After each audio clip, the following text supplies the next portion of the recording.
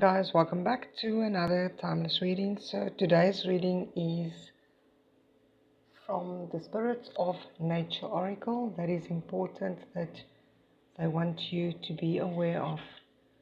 Know that it is important to always voice your or put your voice out there so that others can get that message as well.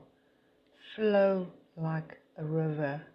Know how energy is flowing, and also know that this might not be your home, but try and connect with Mother Earth, Mother Nature, and the earth in general. Thank you guys. See you in my next reading. Bye bye.